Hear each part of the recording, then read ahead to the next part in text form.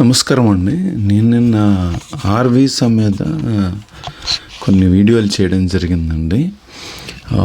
నేను ఇది యాక్చువల్గా వాయిస్ ఆఫ్ హిందూ ప్రీస్ట్ అని పెడదాం అనుకుంటున్నాను టైటిల్. అదేంటంటే కొన్ని మీకు తెలియాలి. నేను ఏ టెంపుల్కి వెళ్ళినా, ఏ హిందూ టెంపుల్కి వెళ్ళినా ఫస్ట్ చూసేది డోనార్స్ లిస్ట్ అండి. అంటే ఎవరైతే $100,000 $1 ఈజ్ ఈక్వల్ టు ₹83. ఎవరైతే 100K పైన డొనేట్ చేస్తారో వాళ్ళ పేర్లు చదువుకుంటాను అనమాట, గుర్తుపెట్టుకుంటాను. వాళ్ళు ఐదర్ డాక్టర్స్ అయినా అయి ఉండాలి, తెలుగు వాళ్ళు మోస్ట్లీ, ఆర్ వాళ్ళు బాడీ షాప్స్ అంటే H1B కన్సల్టెన్సీ ఓనర్స్ అయినా అయి ఉండాలి. అది రియల్ మనీ అయినా అయి ఉండాలి, ఫేక్ మనీ అయినా అయి ఉండాలి. రియల్ మనీ అంటే వాళ్ళు H1B ఎంప్లాయీస్ శాలరీలు తినేసి ఉండాలి, ఎంప్లాయీస్కి శాలరీలు పే చేయలేదు. నేను ఇంతకుముందు వాళ్ళ పేర్లు చెప్పను ఇప్పుడు. బట్ వాళ్ళు ఇవ్వరు. ఎందుకు ఇవ్వరు అంటే వాళ్ళు మిగతా వ్యసనాలకు అలవాటు పడిపోయారు. అది వేగాస్లో అమ్మాయిలకి డబ్బులు ఖర్చు పెట్టడం కానీ వాటెవర్ తదితర అంశాలు. సో నేను ఇంకా లోతుకి వెళ్ళదలుచుకోలేదు. సో వాళ్ళు ఏం చేస్తారంటే టెంపుల్కి డబ్బులు డొనేట్ చేస్తే దేవుడు వాళ్ళ పాపాలు కడిగేస్తాడని వాళ్ళకి ఒక నమ్మకము, అపనమ్మకం, వాటెవర్. రెండో కేటగిరీ డాక్టర్స్. తెలుసు కదా, డాక్టర్లు ట్రీట్మెంట్ తక్కువ, డబ్బులు ఎక్కువ. అమెరికాలో ఏ డాక్టర్ అయినా. నెక్స్ట్ పాయింట్, అది నా ప్రాథమిక దర్యాప్తు అనమాట, ఏ టెంపుల్కి వెళ్ళినా. తర్వాత నాకు కొంత మొదట్లో సస్పీషియస్గా ఉండేది. అంటే హిందూ ప్రీస్ట్ని కమ్మ వాళ్ళు కొడతారా, అలా చేస్తారని కూడా నాకు సమాచారం అందింది ఇంతకుముందు. ఎందుకంటే పాపం చాలామంది తెలియక టెంపుల్లో డబ్బులు వేస్తూ ఉంటారు పళ్ళెంలో. పీపుల్ థింక్ దట్ అది అర్చకులు గారికి, స్వామీజీకి వెళ్తుందని అనుకుంటారు. కానీ వాళ్ళకి ఏదో లైన్ ఉంటుంది, ముందైతే వాళ్ళది, వెనకాలైతే వీళ్ళది, అన్నీ హుండీలో వేసేయాలని. సో హుండీలోకి వెళ్ళిపోతాయి. ఒకవేళ హుండీలో వేయకపోతే సీసీ కెమెరాల్లో చూసి వాళ్ళని కొట్టి డబ్బులు లాక్కున్నారు సార్ అని కూడా నాకు అప్పుడు మనకు ఆర్వీస్ అంటే కూడా తెలియదు. ఇన్ఫర్మేషన్ అప్పుడే వచ్చింది. అప్పట్లో మనం వీడియోలు చేయలేకపోయాం. సో ఇప్పుడు పాయింట్కి వస్తే, కుమార్ గారు చాలా ధన్యవాదాలు, చాలా వివరంగా చెప్పినందుకు. Full stop. మీరు చెప్పిన విధంగా అర్చకులు మరియు పురోహితులను గ్రీన్ కార్డు ఒక్కటే కాకుండా మీరు చెప్పిన ఈ కమ్మ ఎవరైతే ఉన్నారో వారి వల్ల చాలా ఇబ్బందులు పడుతున్నాము. చౌదరీస్ బేసికల్లీ చాలా హెరాస్ చేస్తారండి బిజినెస్లో ఉంటే. నేను ఈ వీడియో అర్చకులు గారి కోసం పెడుతున్నాను కాబట్టి నేను వాళ్ళ వాయిస్ కింద నేను ఇంకా అసభ్య పదజాలం వాడదలుచుకోలేదు. చూశారు కదా, జేపీ మోర్గన్ కృష్ణ కంచర్లా అని కొడితే నేను విన్న వీడియోలో వస్తాయి. ఆర్ వంశీ కూర జేపీ మోర్గన్. సో మీరు మధ్యలో చెప్పినట్టు బ్రిడ్జ్ వాటర్ టెంపుల్ దానికి ఉదాహరణ.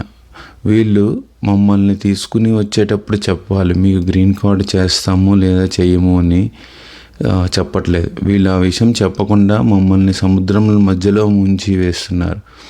మేము కూడా కొన్ని టెంపుల్స్ వాళ్ళ మీద కంప్లైంట్లు యుఎస్ఏ గవర్నమెంట్ వారికి ఎలా చెప్పాలి.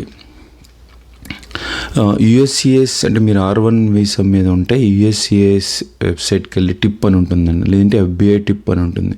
ఫర్ ఎగ్జాంపుల్ టెంపుల్లో క్యాంటీన్లో ఫుడ్ బాగోలేదనుకోండి. ఫర్ ఎగ్జాంపుల్ ఇది మిషిగన్లో ఫుడ్ కంప్లైంట్ ఎక్కడ ఇవ్వాలి. నేను హోటల్కి ఇచ్చాను, బట్ రాంగ్ కౌంటీలో ఇచ్చామన్నారు. అంటే మనం జిల్లా ఎలాగో ఇండియాలో ఇక్కడ కౌంటీ అంటారు. ఆ కౌంటీకి గవర్నమెంట్కి ఒక వెబ్సైట్ ఉంటుంది. ఆ సైట్ గూగుల్లో కొట్టి అక్కడికి వెళ్ళి కంప్లైంట్ చేయాలి. క్యాంటీన్లో ఫుడ్ బాగోకపోతే, క్యాంటీన్లో మిస్అప్రోప్రియేషన్స్ ఏమైనా జరిగినాయి.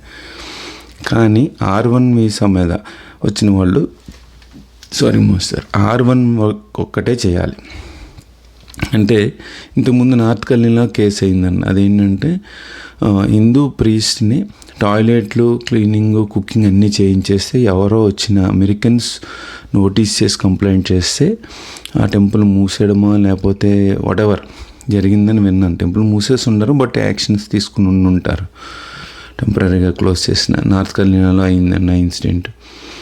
తర్వాత అలా ఉంటుందన్నమాట. యుఎస్సిఐసికి చెప్పాలి.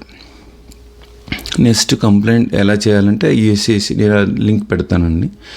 చెప్పిన టైమింగ్స్ కంటే చాలా ఎక్కువసేపు మా చేత పని చేయిస్తారు. అది కూడా H1B రూల్స్ లాగే 8 గంటలు 20 గంటలే పనిచేయాలని ఉంది యాక్చువల్గా R1 వీసాలో నేను చూసిన వీడియోల్లో. కానీ ఎక్కువ గంటలు పనిచేస్తే టైమ్ అండ్ డే ఆఫ్ అని ఇవ్వాలి. అంటే ఫర్ ఎగ్జాంపుల్ నాకు గంటకి $25 అనుకోండి, టైమ్ అండ్ డే ఆఫ్ అంటే $50 అనేవారు ఇవ్వాలి ఎక్స్ట్రా అవర్స్కి. అలా క్లయింట్ ఇస్తాడు, ప్రైమ్ మెంబర్ నొక్కేస్తాడు, ఎంప్లాయర్స్ నొక్కేస్తారు. ఆ విషయాలు కూడా నేను 2011 to 15 మధ్యన H1B వాళ్ళని ఎడ్యుకేట్ చేస్తూ పెట్టడం జరిగింది. కొన్ని దేవాలయాల్లో అయితే కూడా మేమే టైమింగ్స్ కన్నా ఎక్కువ చేయాలి. కొన్ని దేవాలయాల్లో అయితే వంట కూడా మేమే చేయాలి. అలా చేయకూడదండి. వంటకి వేరే వాళ్ళని హైర్ చేయాలి, కుక్ అని ఉంటారు. మీరు R1 వీసా మీద మీరు వంట చేయకూడదు నాకు తెలిసి. దేవుడు వరకు నైవేద్యం అయితే పర్వాలేదు, కానీ 3 కిలోల నుండి 5 కిలోల దాకా ప్రసాదాలు మా చేత చేస్తారు, అది కూడా చేయకూడదు సార్. ఇలా చెప్పుకుంటూ పోతే చాలా చాలా ఇబ్బందులు ఉన్నాయి. అయినా వాటిని తట్టుకుని ఉంటే నాకు గ్రీన్ కార్డు చేయట్లేదు.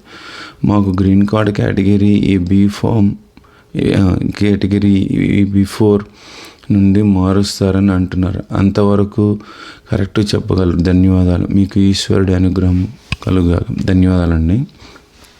నేను ఫర్దర్ రీసెర్చ్ చేసి ఈ వీడియో మీద కంటిన్యూస్గా నేను వీడియో రిలీజ్ చేయడం జరుగుతుంది. బట్ ఇక్కడికి మీ కామెంట్ ప్లస్ నా అబ్జర్వేషన్స్ నేను చెప్పాలనుకున్నాను. యుఎస్సిఐఎస్ టిప్ అని కూడా ఉంటుందండి. అందులోకి వెళ్ళి 2 థింగ్స్ అండి. క్రైమ్ జరుగుతున్నప్పుడు రిపోర్ట్ చేయడం కూడా క్రైమే.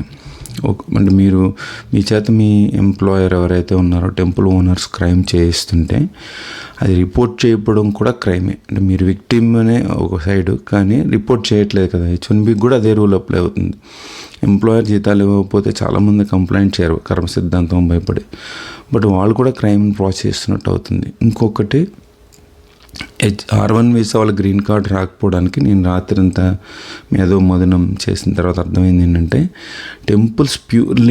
టెంపుల్స్ అనే కన్నా అంటే నేను టెంపుల్ మేనేజ్మెంట్ అంటే బెటర్. టెంపుల్ అన్నాను అనుకోండి, ఏంటి క్రిస్టియన్నా లేకపోతే కన్వర్టెడ్ క్రిస్టియన్ టెంపుల్ని తిడుతున్నాడు ఏంటి అని అనుకునే ప్రమాదం ఉంటుంది. అందుకని temple management sole responsibility for not getting green card for R1 workers. అది ఇలాంటి అన్యాయం వేరే మతాల వర్కర్లకు కూడా అవుతే వాళ్ళు కూడా వాళ్ళ మేనేజ్మెంట్ ఫాల్ట్. ఎందుకంటే వచ్చిన మొదటి రోజే గ్రీన్ కార్డ్ ప్రాసెస్ స్టార్ట్ చేయాలండి. బల్లగుద్ది చెప్తున్నాను నేను. దాంట్లో అసలు ఏ విధమైన సెకండ్ థాట్ లేదు. 2, వాళ్ళు పారిపోతారని తెలిస్తే మీరు రిలయబుల్ సోర్స్, మీ కంపెనీ ఎవరైతే రెఫరెన్స్ ఇస్తారో వాళ్ళనే తీసుకోండి. అంటే దారైపోయే వాళ్ళని హైర్ చేసి నేను గ్రీన్ కార్డ్ చేయను అని వాళ్ళని హెరాస్ చేసే కన్నా, సిస్టమ్ని అబ్యూజ్ చేసే కన్నా మీకు తెలిసిన రెఫరెన్సెస్ ద్వారా తీసుకోండి. సో అప్పుడు ఆ రెఫరెన్స్ మీకు ఇస్తారు కదా గ్యారంటీ, ఉండరని. ఆ తర్వాత 5 ఏళ్ళు సరిపోదా మీకు మేము టెంపుల్లో పనిచేయడానికి? నేను మేనేజ్మెంట్ని అడుగుతున్నాను. 2వ పాయింట్ ఏంటంటే, ఇప్పుడు 12th గ్రేడ్ చదువుతున్న అబ్బాయో అమ్మాయో ఉన్నారనుకోండి, అబ్రప్ట్లీ వెళ్ళిపోవాలి. ఆ పిల్లల ఎడ్యుకేషన్ ఇండియాలో దెబ్బతినేస్తుంది. ఇక్కడ సిస్టమ్ వేరు, అక్కడ సిస్టమ్ వేరు. వాళ్ళు F1 మీద కన్వర్ట్ అవ్వడం అంత ఈజీ కాదు. అలా 200K కిడ్స్ 2 లక్షల మంది భారతీయ విద్యార్థులు ఉన్నారండి, H1B వాళ్ళ పిల్లలు. అక్కడికి అంటే నా గడకలాగా అయిపోతారనమాట. అదే సామెత ఉంది కదా, చాక్లెట్ గాడిదని కుక్క పని చేస్తుంది రాత్రి అరుస్తుందంటే చాక్లెట్ లేచి కొడతాడనే సామెతలాగా అయిపోతుంది. వాళ్ళు అక్కడ వెళ్ళారు, ఇక్కడ వెళ్ళారు. సో మేనేజ్మెంట్కి, టెంపుల్ మేనేజ్మెంట్ ఎవరైనా సరే నా వీడియో చూస్తే మీరు తప్పు చేస్తున్నారండి. Day 1 గ్రీన్ కార్డ్ స్టార్ట్ చేయాలి. స్టార్ట్ చేస్తే వాళ్ళు 5 ఏళ్ళు మీకు గ్రీన్ కార్డ్ వస్తుంది. 5 ఏళ్ళ లోపల మీరు ఫాల్స్ ప్రామిస్ చేసే కదా తీసుకొచ్చారు. అది కమ్వార్ అయినా తమిళియన్స్ అయినా ఎక్కువ నార్త్ ఇండియన్స్ ఉంటారు. వీళ్ళు ముగ్గురు సోల్ రెస్పాన్సిబుల్ అనమాట. ఎవరికి R1 వీసా వర్కర్స్ చేత వంట చేయించడం కానీ, టాయిలెట్లు క్లీన్ చేయడం కానీ, లేదంటే వాళ్ళకి గ్రీన్ కార్డ్ స్టార్ట్ చేయకపోవడం కానీ మీదే చేసిన ప్రప్రదమైన మోసం. అది మోసం అని కూడా చెప్పచ్చు. టెంపుల్స్ చేసే మోసం అండి. అందరూ వచ్చి అర్చకుల గారికి వాళ్ళ బాధలు చెప్పుకుంటారు.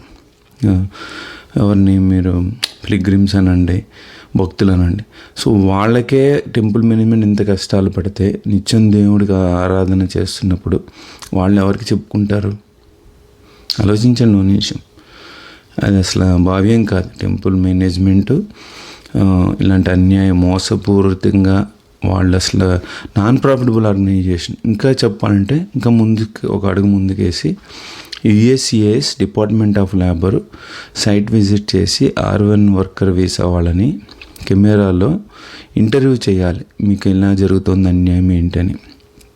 2, IRS అన్ని టెంపుల్స్ మీద రైడ్ చేయాలండి. ఎందుకంటే వీళ్ళు నాన్ ప్రాఫిటబుల్ ఆర్గనైజేషన్ అని చెప్పుకొని తానా కుల సంఘాల మీద కూడా FBI IRS ఎలా అయితే అన్ని తెలుగు సంఘాల మీద ఎలా అయితే రైడ్ చేస్తుందని ఒక ఆర్టికల్ ఎలా అయితే చదివామో, టెంపుల్స్ కూడా ఈ కుల సంఘాలకు ఆశ్రయం ఇవ్వకూడదు. వాళ్ళకి ఆశ్రయం ఇచ్చారంటే కులాల ప్రాతిపదిక మీద జరుగుతున్న అమెరికాలో IT హైరింగ్ని కూడా వీళ్ళు ప్రోత్సహించిన వాళ్ళు అవుతారు. సో దానికి దీనికి డీలింగ్ చేయగలగాలి. అది IRS రైడ్ చేయాలండి with the help of local cops on all temples, not 1 or 2. ఇది చెయ్యకపోతే చాలా ఫైనాన్షియల్ ఫ్రాడ్కి ఇన్వాల్వ్మెంట్ జరుగుతున్న ఆశయం కల్పించిన వాళ్ళు అవుతారు అమెరికన్ గవర్నమెంట్. ధన్యవాదాలు మాస్టర్. రీసెర్చ్ చేసి మళ్ళీ నెక్స్ట్ టాపిక్లో మళ్ళీ వద్దాం. తర్వాత నాకు చిన్న సమాచారం ఇచ్చారండి. అదేంటంటే an R1 visa which is for religious worker in the United States is valid for 3 years and can be extended for 2 more years. అంటే ఇనీషియల్లీ 3 ఏళ్ళకి ఇస్తారు, తర్వాత 2 yearsకి ఎక్స్టెండ్ చేస్తారు. After 5 years the visa holder must live outside the US. అంటే వెళ్ళిపోవాలి abruptly for at least 1 year before applying for a new visa.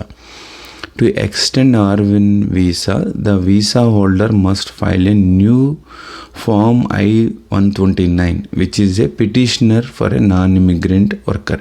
అంటే ఇప్పుడు నేను H1B వర్కర్ అనుకుందాం, నేను వెళ్ళిపోవాలి 1 year తర్వాత రూల్ మళ్ళీ అప్లై చేయాలి. మళ్ళీ ఇదే ఎంప్లాయీ నన్ను పిలుస్తాను గ్యారెంటీ లేదు. ఎగ్జాంపుల్ చెప్పాను, H1B అని అర్థం ఉంది. బట్ వీసాకి అది ఆన్ March 2024 ఇయర్ అనమాట, president signed into public law 118-47 extending the EB-4 non-minister special immigrant religious worker program through September 30, 2024. The law allows these workers to immigrate or adjust to permanent resident by the date also known as the sunset date అంటారండి. యాక్చువల్గా ఏంటంటే immigration rules and laws slightly every day may change అండి. And whoever the president the immigration laws remain same. అంటే president మారిపోవాలని rule ఏం లేదు. But Trump లాంటి వాళ్ళ టైంలో రాడికల్ డెసిషన్ తీసుకున్నారు. ఇండియా బ్యాన్ కానీ ముస్లిం కంట్రీస్ బ్యాన్ కానీ అలా ఏమైనా జరిగితే కూడా ప్రమాదమే. ఇప్పుడు మంచి జరిగితే పర్లేదు. ఇప్పుడు కోవిడ్ అప్పుడు ఇండియా బ్యాన్ అప్పుడు ఏమైందంటే ఇక్కడున్న అందరికీ గ్రీన్ కార్డులు వచ్చేసాయి, బికాస్ ఇన్కమింగ్ ఆగిపోయింది కదా. బట్ అదే ఇంకోటి ఏదైనా జరిగింది అనుకోండి, అప్పుడు R1 వీసా వాళ్ళు చాలా తీవ్రమైన నష్టపోతారు. అది నేను నా నోటి ద్వారా చెప్పదలుచుకోలేదు, భావ్యం కాదని. బట్ అలాంటి పరిణామాలు సంభవించే లోపల వాళ్ళ గ్రీన్ కార్డు వస్తే వాళ్ళ పిల్లలకు బెనిఫిట్ మాస్టర్. అది ధన్యవాదాలండి.